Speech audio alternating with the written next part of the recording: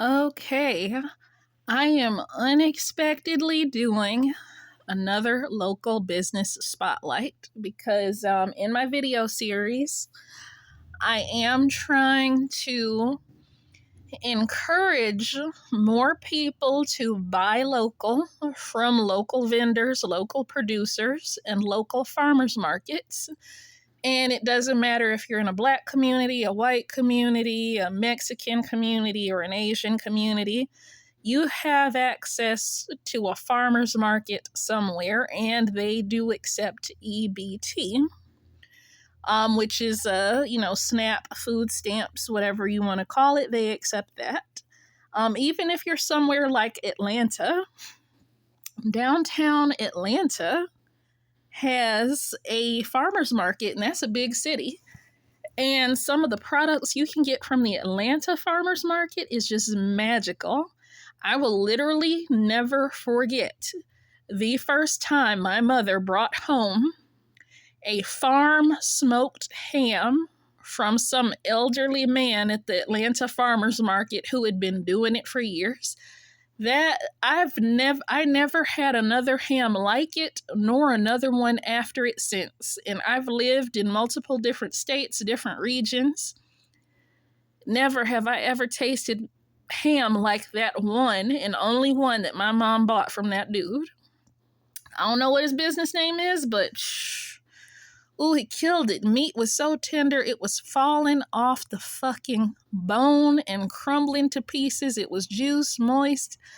The flavor literally went all the way down to the bone and was not just at the surface of the meat. I don't know what that old man did to make that meat so tender and so juicy with the flavor soaked all the way down to the bone, and with it being wood smoked to perfection to the point where it just crumbled.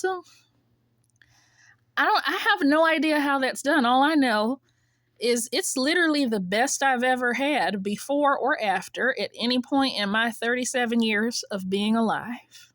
He's the best to ever do it, and I'll never know that old man's name.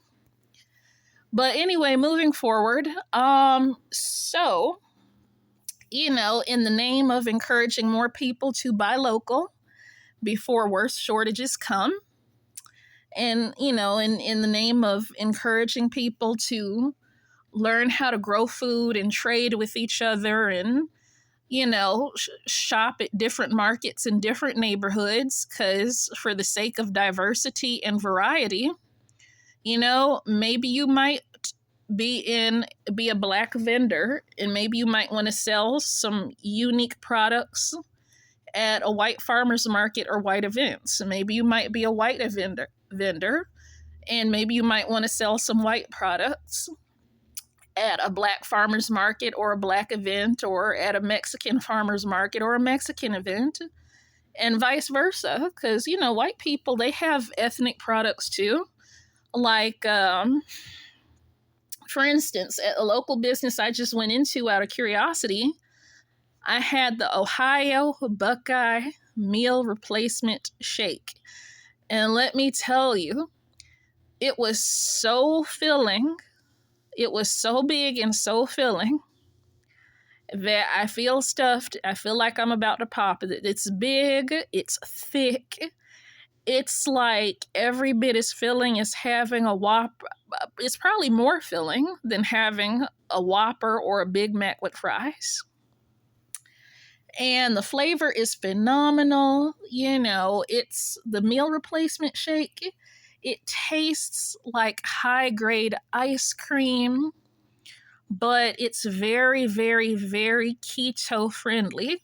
It's so keto-friendly that you could have one flavor for breakfast and another one for dinner and never break your keto diet. And if you really want to ramp up the ketosis, you could bring melted butter or bring a tiny little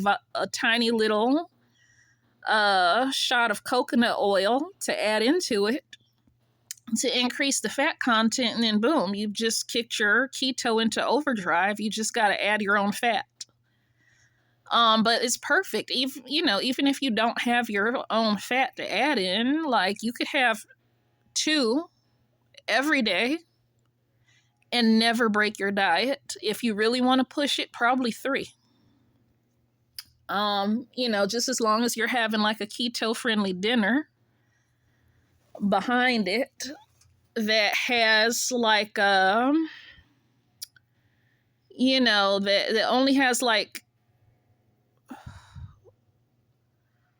the like between like maybe around 20 grams of carbs, I think. Like you probably just have like lean meat in a salad and like maybe 10 or 20 carbs for the dinner, and then you got like your perfect keto balanced day. But anyway, what I like about this particular white product, the Ohio Buckeye meal replacement shake, I got it from Healthy Edge in downtown Lancaster, Ohio. And at the Healthy Edge in downtown Lancaster, Ohio, what I like about this business that sells an ethnic white product, which can be marketed in white communities and also in communities of other races, what I like about it is, for one, not only is it such an almost perfect fit for a keto lifestyle, as far as grams of carbs, but I like the quality, I like the quantity, I like the flavor, and this is a women-owned business. They have such a wide variety of flavors, a huge menu of meal replacement shakes. This Healthy Edge is set up in such a way that they could probably help almost any woman of the biological female gender to make a lifestyle change, to completely change her world. Because like for me, for example, I'll look at myself. I was 230 pounds before I made a lifestyle change. That's the heaviest I've ever been in my life. And it wasn't from eating junk food. It was just from eating beans, and mostly only beans, to survive the first couple of months on a job, and overdosing on painkillers till the point where it was starting to affect my heart. Because I wanted to keep that job. The pay was good, but I was tearing my body up in the process of trying to keep the job, where my heart was fucked up and I could feel it. I was having heart failure symptoms. I was having swelling in only one leg. And then on top of that, eating only beans, trying to hold on to that job and to get stabilized. Then that made my circumstances even worse, because then I end up being 230 pounds, and I had never been that fat my entire life. So doing the keto lifestyle change helped me to lose 60 pounds. Okay. I am stable at around 170 pounds right now. I have lost 60 pounds. My heart failure symptoms have subsided. The swelling that I get in only one leg, now I'm at a point where the only time I get swelling in that one leg is like if the heat index goes up to like 104 degrees. So as long as there's no heat index of like 100, 104 degrees, I don't see swelling in that one leg. Before, I used to have heart failure symptoms. I used to get the really bad swelling in one leg from just doing small things like sitting upright in a chair for more than 30 to 60 minutes. If I would sit upright in a chair for more than 30 to 60 minutes, then I'd have the swelling in one leg. I used to get chest pains all the time. I mean, I fucked my body up so bad, overdosing on painkillers and just eating beans and only beans, trying to hold on to a job that I couldn't handle. I just couldn't handle it. And like I said, I fucked myself up really bad internally for some money, just for money. And you only get one body. And of course, there's like miracles in church and surgeries that can help with certain types of damage. But sometimes when you do certain things and it's for a not good reason, like in my case for money, when you fuck yourself up for a reason that's not so great, for one reason or another, you may or may not get a healing for that. It just all depends on your circumstance. Sometimes not getting a healing puts you in a position to influence other areas and other spheres of life that you ordinarily normally wouldn't go with and wouldn't fuck with if you were healthy. And that's what happened in my case. I fucked my body up really bad internally for money. And then I was trying to go and get healing and everything, and my healing didn't come. And the real reason why my healing didn't come is because not getting a healing put me in a position to go to places and to meet people I wouldn't have ordinarily gone to or met or dealt with. It changed my path to where if everything was great and perfect, it's just certain things I just wasn't going to deal with. So with that said, that's just me personally. And I know healing by miracles is real, because I've had miraculous healings before. It is real. I just didn't get a miraculous healing for some of the other more recent damages that I did after age of 23. Damages I did in the pursuit of money, trying to do shit that I really just could not handle. So with that said, anyway, I'm going to get back to my review on this white community product that can be marketable in communities of other races. Because like I said, you have Mexican businesses that can go into white communities or black communities and trade. You have ethnic black products that can be marketed in white communities or Asian or Mexican and vice versa. Chinese people, especially, the Asian community, they do it all the time, where they have a unique niche where they market unique ethnic products. And with that said, Mexicans, they do it too, maybe not to the same extent. And in the black community, I think it would be great if we had more ethnic black products, more ethnic northern native products. I think it would be great if we had more ethnic Olmec, OLMEC, more ethnic Olmec products being marketed by small business owners between various neighborhoods. Because again, Ohio has 70 pyramids. There's pyramids made of earth. There's pyramids made of stone. There's pyramids all through North and South America. And even an underwater pyramid off the coast of Cuba, because, black people built those pyramids. We've always had black people here for thousands of years. We've had Asian Mongol neighbors here thousands of years.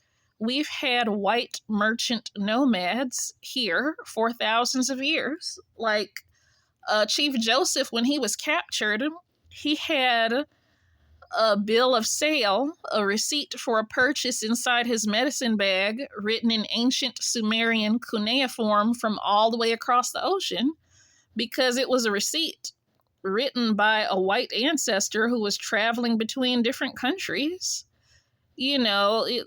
Like in ancient times, white people were not oppressors. In ancient times, white peoples were hustlers. They were international merchants. A lot of them were drug dealers. You could find a white I know this one archaeologist, he found the mummy of a white male international merchant nomad. And this white guy had cheese and he had marijuana from South America, but he was mummified and buried in the desert of China, of West China, their desert. So, and South America is the only place where weed grows. It's the only place where cocaine grows. And, there's been marijuana found with mummies, like China, Israel. You had mummies that tested positive for cocaine in Egypt. So with that said, in ancient times, merchant nomads, they really, really got around.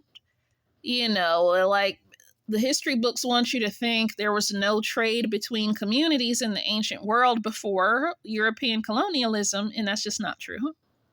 I just hold the opinion that white people need to go back to their roots of being, in international trade, international hustling, and diplomacy instead of being heavily into colonialism, and I believe the same is true for Black people. Black people were masters of international trade. Black people were masters of building economically self-sustainable communities. That's how they were able to build all these pyramids through North and South America. We had economic sustainability. And I believe that if we can get these children of white people, children of Black people, especially the Black Olmecs, who were the pyramid builders through the Americas, if we can get these Asian Mongols, get everybody back in touch with the better part of their roots and the better part of their ancestry that supported international trade, national security for their communities, and also self-sustaining culture. If we can get them back in touch with the better, more positive parts of all of that, then we can have more unique communities. We can have more equity internationally. And just moving forward, we can have an amazing international culture on this planet that rivals and outperforms anything that we have ever seen up to this point in the history of our planet. I believe it is totally possible that we can do this with just the right amount of economic, social, and spiritual finesse. I'll just put it like that. Because yes, we're in a period of divine judgment, but I believe that it can put us in a position to manifest the better parts of what our ancestors did within ourselves in a better way that's going to be more sustainable and more pleasing long term. I believe we can do this without having to have a one world government. Totally possible. And I believe that the period of divine judgment that we're in now, going into 2030, totally complements that end and doesn't take away from it. This is just my personal opinion. But anyway, getting back to what I'm supposed to be talking about. Okay, now, getting back to what I'm talking about with the Healthy Edge shop. The benefits you get from it is that you get an extremely filling shake that will leave your stomach full. It's thick, it's heavy, the flavor is excellent. Their signature flavor, the Ohio Buckeye, is an ethnic white product that is actually really great. And it's perfect for a keto diet lifestyle. It's also a perfect complement to the one meal a day lifestyle, where if maybe you only want to eat one meal of solid food per day, you're just limiting carbohydrates. But increasing like the more healthy fats, like from real butter, coconut oil, olive oil, stuff like that. So with that said, and they don't do the extra fat. If you want the extra fat in your meal replacement shake, you got to add it in yourself. And you got to count your own carbs, of course. But it fits in nicely with a one meal a day lifestyle or a keto lifestyle. 1 or 2 meal shakes a day, it's not going to break you. And they just have so many different things to choose from. It's not just a coffee shop. It's, they've even got teas that support weight loss. If you've got a health problem where it's difficult to absorb protein into your intestines, having the protein in liquid form, that can be really helpful. If you're trying to tone your body and trying to tone up your lower body to keep your weight more stable, it supports that too, because it'll help you. The protein can help you to build muscle in your thighs and your hips and your butt if you're trying to be more fit and more toned for a more stable weight. So am I, I'm just really impressed with the variety at Healthy Edge in Lancaster, Ohio, because like I said, the way the whole thing is set up, it just really, really is supportive of a lifestyle change for women who want to change their lifestyle, and it's a much better option than having just one meal replacement shake flavor every day. Or maybe, because like for me, I've only had just one flavor of Slim Fast meal replacement shake because I don't like the chocolate, because it tastes like chalk to me. And I tried veggie protein shakes with oil added in it myself at home, and still it tastes too chalky. It doesn't taste good enough. So although I have my regular everyday meal replacement shakes that I have at home to make up for not eating solid food for breakfast or lunch on some days, or most days, still it's the same one flavor every day, because I don't like the other ones because they're chalky when it comes to what I have at home. And what I like about Healthy Edge is that, I can go in there maybe once a week, maybe one or two times a month, and have a different flavor that's much better and have some variety. And that is the major selling point for me, variety, because for so many months, it's been the same one flavor of meal replacement shake for me over and over and over again, because I don't like the chalky vegetable protein powders. It tastes like chalk. I don't like the chocolate flavored Slim Fast because it tastes like chalk. So it's just been the one and only one flavor I do like over and over and over again for months. And now, like, my whole world has opened up because there's a shop not far from where I live. I can just go to Healthy Edge, and if I want a break and if I want to have some other flavor that's different and phenomenal and amazing that won't break my diet, then I can go in Healthy Edge, and I can do that maybe once a week or twice a month or something, because my personal budget's a little tight right now because I got other things going on, like trying to stock up on supplies to grow food to eat, grow food to store, or to grow food to trade. If in the event of the shortages get a lot worse, okay, well, maybe I can produce some non-competitive products for trade with other women.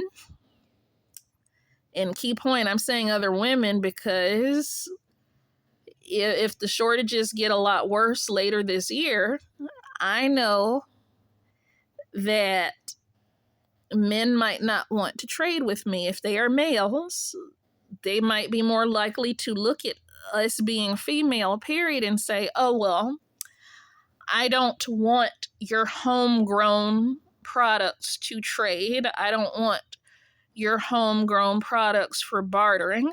I want your ass. If you're not giving me your ass, get out of my face. And men, they will do that. If the shortages get a lot worse, there are men, they might say no to trading with you. They're like, give me your ass or get the fuck out of my face. I don't want money. I don't want bartering. I want pussy. And that is what a lot of men might do.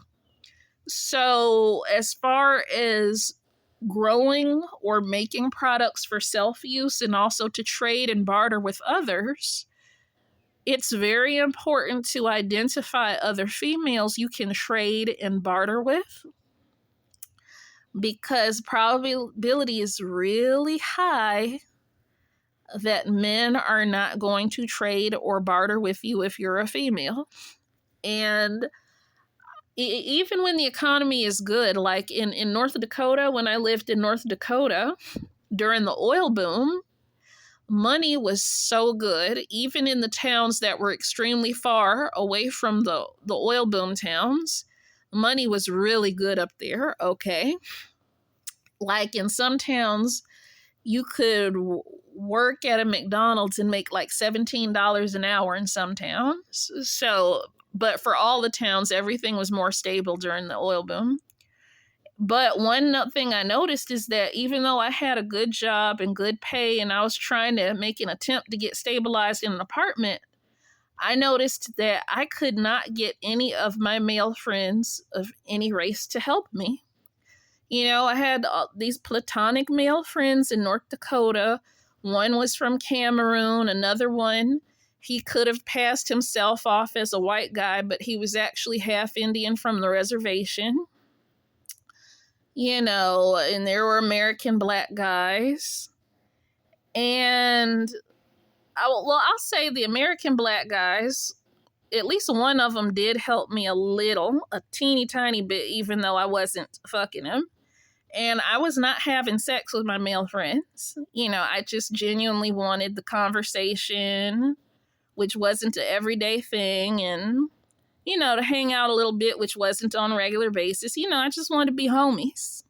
Pretty much, it's just homies, okay? I wasn't texting them, emailing them every day. I wasn't giving them no ass. I was just a homie, like, oh, hey, what's up?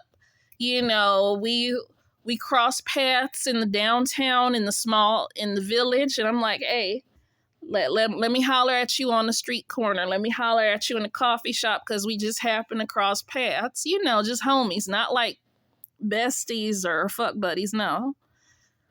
And one thing I noticed is after I got pregnant by a dude closer to my own age who I was messing around with, and I had an unplanned pregnancy for the first time at 30 years old, I needed help with things. I was like, hey, I need help moving a sofa into my apartment. And I noticed that none of my male homies would help me to move my sofa. I said, hey, I've got money. I've got money saved up to get my new place together. Let me go ahead and pay you to help move my furniture. And without fail, every single male friend who I asked to help me move my furniture said, no, I will not help you to move your furniture. I have standards and expectations. And their response, their calm, not and with no anger in it response from all of my male friends of different races, they all told me the same thing, basically, like, well, I don't need your money. We have plenty of money in our community. Money is no issue. I don't need money from you. I have money. And they're like, you know, if you want me to help you to move furniture, I want some sex. They're like, we don't have enough women here. We don't have that many women. I want sex. And if I'm not getting sex, I'm not going to move heavy furniture. I do not want your money. And that was pretty much, and they stood on it. They did not compromise. They really didn't have a problem with the fact that I was pregnant with my son at all. Like, they were actually okay that, you know, I was pregnant and carrying my first child at 30 years old by my ex. They didn't care about me being 30. They didn't care about me being so old and having my first child on the way. They didn't care about the fact that my belly was huge. Like, they're men. They did not give a fuck. Men do not care if you are pregnant. They don't fucking care. You could have like a 6, 7, 8 month they don't care. Really, they don't. And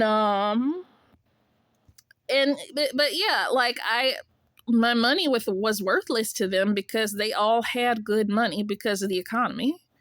And like one thing about men, like a lot of times they do not compromise on their standards. And my male friends, they did not compromise on their standard. They had a standard, and their boundary and expectation that they set for me was, we don't want money. If you want us to lift heavy objects and to move furniture and to do heavy physical labor, they're like, we want to be paid with some vagina. So with that said, I'm speaking from experience when I say that at any extreme, if you have the economy is really, really good and none of the men need your money, and on the flip side, if you have the other extreme, where if the economy is really, really bad and you're desperate, men do not want to barter. They don't. That's why, that's why you gotta have other women you can trade with and trade products, goods, and services so that you don't have to be in a position to always give in to men's standards and expectations, so you can have flexibility, and you don't have to do that if you don't want to. And eventually they're going to have to compromise. If you have trade relationships with other women, then that means that men are going to have to compromise on their standards and expectations at some point if you can barter or trade goods and services with women, even if there's no money. You feel me? So with that said, like I said, I'm trying to encourage more local trade, more local business, because worse shortages might be on the horizon in months to come. We should be growing food, but also learning how to shop local and learning how to shop at farmers markets. In big cities, they got farmers markets too. If you're blessed enough to have a car, that means you can hop in your car and, if you do hair for a living, you could spread your business cards for your hairstyling service. You can, if you grow specialty foods that fit a specific niche that nobody's filling, if you make specialty products that doesn't compete and that no one else is selling, okay, yeah, then your local market, that's a place where you can maybe put it out there.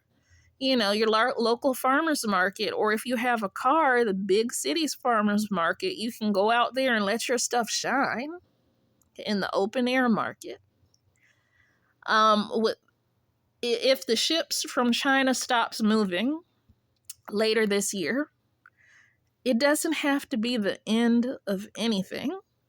We can have a variety in our food. We can have variety in our products if we just make our own and then use the tiny bit of extra to trade with other females because they need things. Even if it's something like we take for granted, like bowls, cups, or maybe a corn pipe.